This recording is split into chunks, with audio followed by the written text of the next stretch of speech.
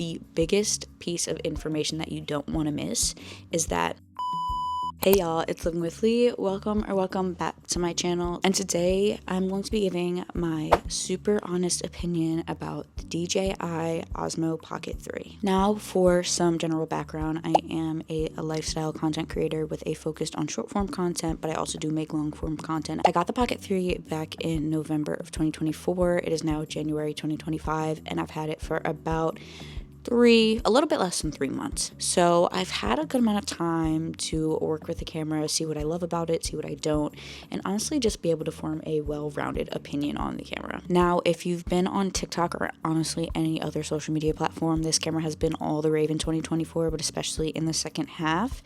And I feel like there's just so many different videos and opinions and just so much information to take in about the camera and be able to form your own opinion and decide if you really want to invest in this camera or not. So to make the process just a little bit easier, feel free to use this video as your one-stop shop guide to figuring out if this camera is the right camera for you.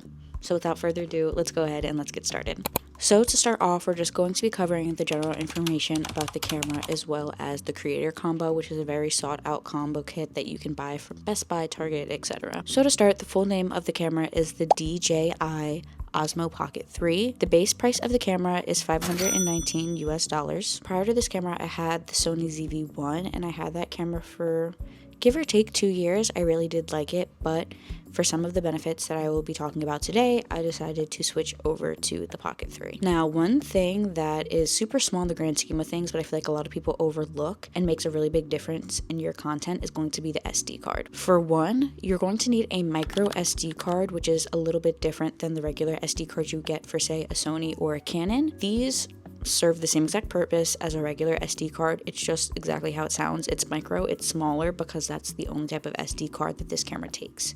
Now, the biggest piece of information that you don't want to miss is that you want to be cautious of the type of micro SD card you are buying. So for example, if you're buying from SanDisk, you're going to want to make sure that you are purchasing the gold micro SD card, which is going to be the Extreme, versus purchasing the Ultra. Now, the reason for this is that the Ultra SD card is unable to very smoothly process 4K footage. So by purchasing and using the Extreme micro SD card, you're going to be able to smoothly access your 4K footage as opposed to using something that's going to, say, compress the 4K footage. It might give you issues when taking it from the camera over to your editing software, or it might just corrupt as a whole. So just lean on the side of caution and make sure to get the SD card that successfully supports 4K footage, because if you don't, you're taking a very big gamble of if that footage is going to load up properly, if at all, when putting it onto your computer, your hard drive, etc. Now, as for the settings of the camera, everyone does something completely different. I've made a quick TikTok about the settings that I personally use.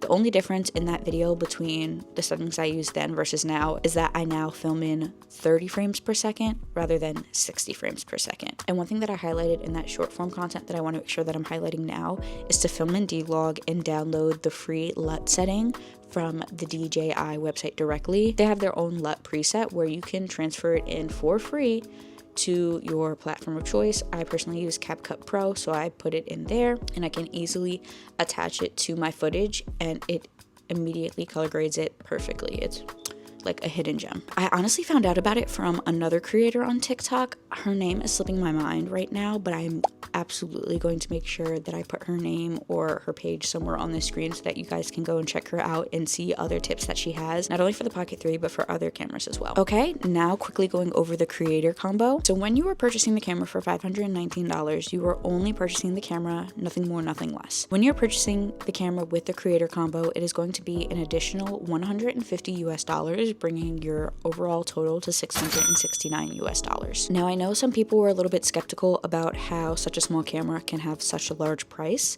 but honestly, I think for the quality, which I'll talk about in a little bit, plus all of the add-ons that come in the creator combo, it makes it completely worth it. You may be wondering what's included in the creator combo. Very quickly, here's the rundown. First, we have 2 additional batteries for the camera, and then we have a mini tripod so that you can easily prop up your camera whenever you're on the go. We have a soft shell travel case as well as a hard shell camera cover. They also include a wrist strap in case you want to attach it to the camera. They also include a magnetic wide angle lens.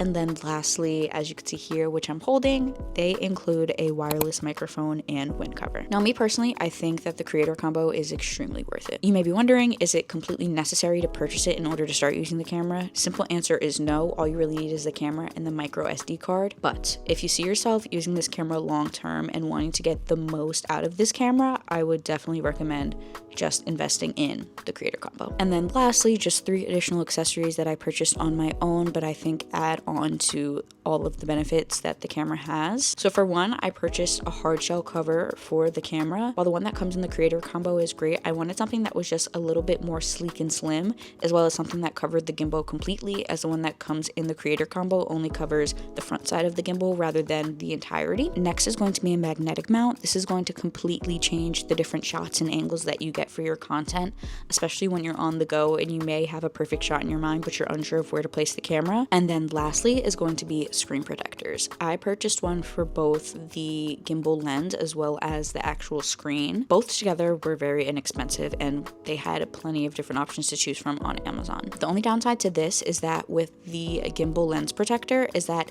it creates an ever so slight gap between the gimbal lens and any type of magnetic lens that you might want to attach. So for example, the wide angle lens, a black mist lens, they're magnetic, it will stick. You just have to be careful because since they are so small, they're very easy to lose. So you just want to make sure that you're keeping an extra eye on them if you're going to put the lens protector on as well as use the additional magnetic lens. And now we're going to go ahead and we're going to talk about the quality. As you can see here, the quality is absolutely amazing. It's chef's kiss. I'm currently filming in 4K and 30 frames per second, both when you're watching it back on the screen as well as when I'm exporting it and watching it on my phone, on my computer, in my editing software. The footage is just very clear, it's very crisp. I haven't seen any issues with focusing or not capturing really specific details. Like, I honestly have no notes about the actual quality of the footage. Another thing to note is that multiple features are automatically built into the camera, so that includes filming in regular time, slow-mo, time-lapse. Like, you have options. It's really convenient, honestly. Now, my one downside to the quality is going to be the zoom. The thing with the Pocket 3 zoom is that this picture that we have here, no zoom in it whatsoever. When you zoom in, it's basically just taking that picture and digitally making it bigger. So instead of the camera actually expanding and capturing less and less and less, it's just taking the original picture that you have and digitally zooming it in. I think for what the camera is, it's meant to be compact, it's meant to be something you can use on the go. I personally don't mind it as much. It's just something that when switching from a Sony, I've definitely recognized.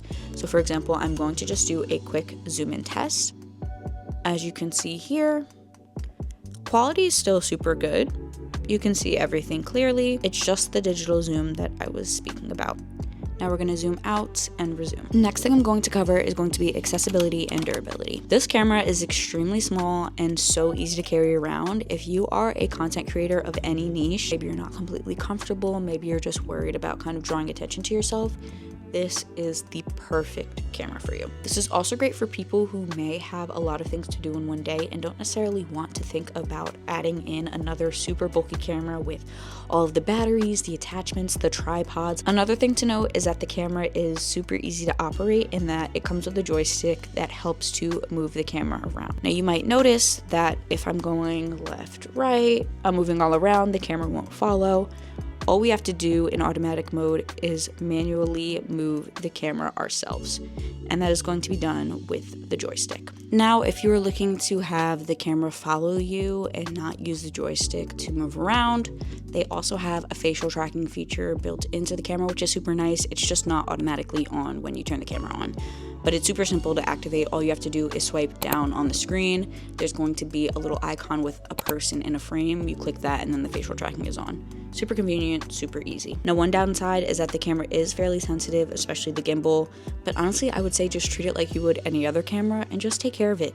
Be cautious, buy a case for it, and treat it like you care about it. And like I mentioned earlier, while the hard shell case that came with the creator combo was really great for the camera, I just wanted something that had a little bit extra protection and covered the gimbal in its entirety, which is why I ordered an additional one off of Amazon and is the one that I use on a daily basis. Lastly, this is something I haven't seen many people talk about at all: buy the camera insurance. You can get this directly with DJI on their website, but you have to make sure you act quick because you have to make sure that you buy this insurance within 30 days of purchasing the camera. You don't have to buy it from the company directly. You can get it from Best Buy, Sam's Club, wherever you get it. And I know that, say, like the warehouses like Sam's Club, Costco, things like that, they have their own additional insurance, which is still great. I definitely recommend getting it from DJI directly. The camera insurance is super inexpensive. It is going to be $39 for 1 year or $59 for 2 years of coverage. This insurance covers all different types of damage that might happen to the camera. It offers, I believe it's up to 2 free replacements for the $39 plan and 4 free replacements for the $59 plan. That doesn't mean to go out and like run over your camera on purpose for a new one.